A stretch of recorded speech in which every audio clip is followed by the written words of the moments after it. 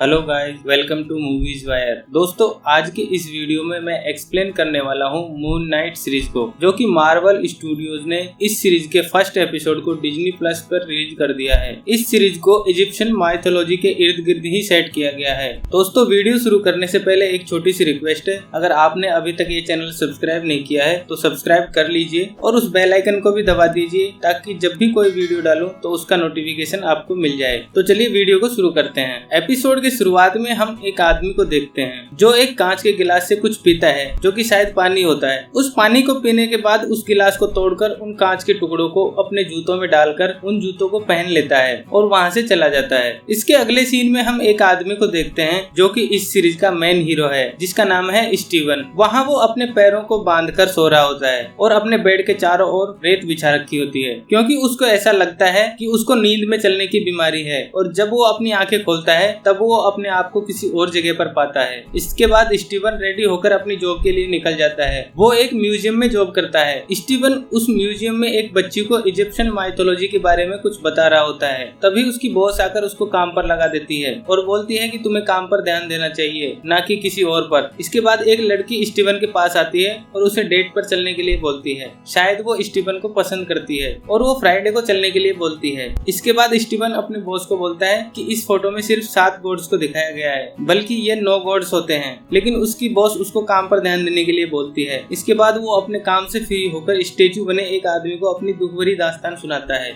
और बोलता है कि मेरा अपने आप पर काबू नहीं रहता है और जब मेरी आंखें खुलती है तब मैं कहीं और होता हूँ। वो बीच बीच में अपनी माँ से भी बातें करता है और वो उस लड़की के बारे में भी बताता है। इसके बाद वो अपने घर जाता है और डेली की तरह अपने आप को बांध लेता है और बेड के चारों ओर रेत डाल देता है, ताकि वो पता लगा सके कि उसके सोने के बाद उसके साथ क्या होता है, और कोशिश करता है कि वो रात भर जाग कर निकाले। इसके लिए वो पजल सोल्व करता है और बुक्स पढ़ता है। वहाँ वो इजिप्शियन गॉड्स के बारे में भी पढ़ता है और उसे काफी नॉलेज भी होती है। लेकिन काफी कोशिशों के बाद भी उसकी आंख लग जाती है और वो खुद को किसी अलग ही जगह पर पाता है और उसका जबड़ा भी टेढ़ा हो रखा था। लेकिन तभी उसको एक आवाज सुनाई देती है जो बोल रहा था कि तुम वापस सो जाओ, क्योंकि तुम्हारी यहाँ पर जरूरत नहीं है। वो आवाज सुनकर स्टीवन काफी ज्यादा डर जाता है और हम उसके पीछे एक मॉन्स्टर को उसकी तरफ आता देखते हैं। लेकिन जब वो पीछे मुड़ता है तब वहाँ कोई नहीं होता है। लेकिन उसके पीछे वाले किले में 2 लोग उस पर फायरिंग करने लगते हैं, क्योंकि स्टीवन के पास वो गोल्डन स्कार्फ होता है और वो लोग उसे लेना चाहते थे। स्टीवन उन लोगों से बचकर पास के ही गांव में चला जाता है और वहाँ के लोगों में छिपने की कोशिश करता है। लेकिन तभी वहाँ एक आदमी आता है जिसको हमने एपिसोड के स्टार्टिंग में देखा था, जिसका नाम आर्थर हेरो होता है। लेकिन तभी वहाँ के लोग उसके सामने झुकने लगते हैं, क्योंकि वहाँ के लोग उसे मसीहा की तरह मानते थे, क्योंकि उसके पास इजिप्शियन गॉड एमिट की कुछ पावर्स होती है।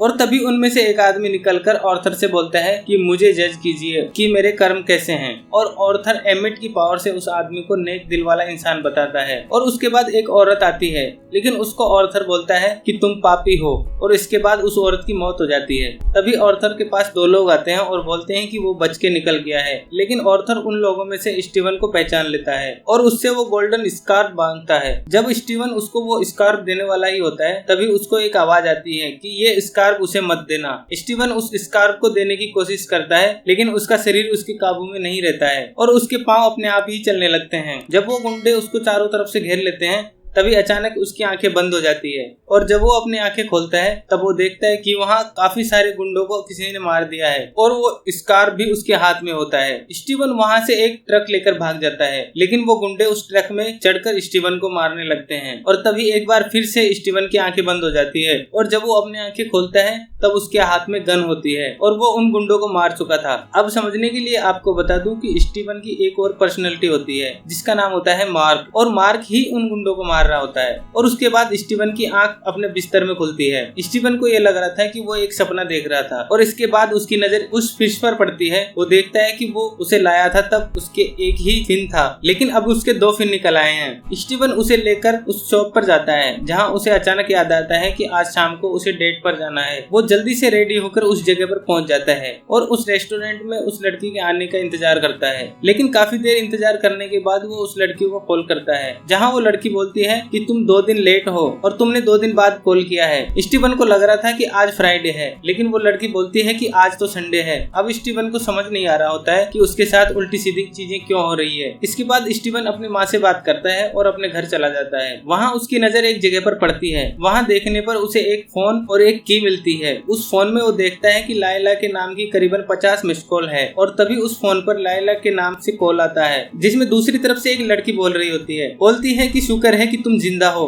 और बोलती है कि मैंने तुम्हें कितनी बार कॉल किया है लेकिन तुमने जवाब नहीं दिया। स्टीवन समझ नहीं पा रहा था कि वो लड़की कौन है और बोलता है कि मैं तुम्हें नहीं जानता। वो लड़की स्टीवन को मार्क के नाम से बुला रही थी। स्टीवन पूछता है कि आपने मुझे मार्क क्यों कहा, लेकिन फोन कट हो जाता है और तभी उसके आसपास अजीब सी हरकतें होने लगती है और एक आवाज आने लगती है जो कि उसकी दूसरी पर्सनैलिटी मार्क की आवाज होती है और मिरर में वो उसे देखता भी है और उसकी परछाई उससे बातें करने लगती है। इस बात से स्टीवन काफी ज्यादा डर जाता है और वहाँ से भागकर लिफ्ट में चला जाता है। लेकिन जब तक लिफ्ट बंद होती उससे पहले उस लिफ्ट के सामने एक बड़ा सा मॉन्स्टर आता दिखाई देता है और जब वो मॉन्स्टर लिफ्ट के अंदर एंटर करने वाला ही होता है तभी स्टीवन को पता चलता है कि ये कोई मॉन्स्टर नहीं बल्कि एक बूढ़ी औरत है। उस बूढ़ी औरत के बाहर जाने के बाद वो मॉन्स्टर फिर से उसे दिखाई देता है और स्टीवन एक बार फिर से काफी ज्यादा डर जाता है। इसके बाद वो अपने आप को एक बस में पाता है। वहाँ उसे पता चलता है कि ऑर्थर भी उसी बस में है और स्टीवन उस म्यूजियम के गेट कीपर को बोलता है कि कोई मेरा पीछा कर रहा है और बोलता है कि बिना जानकारी के किसी को भी अंदर आने मत देना।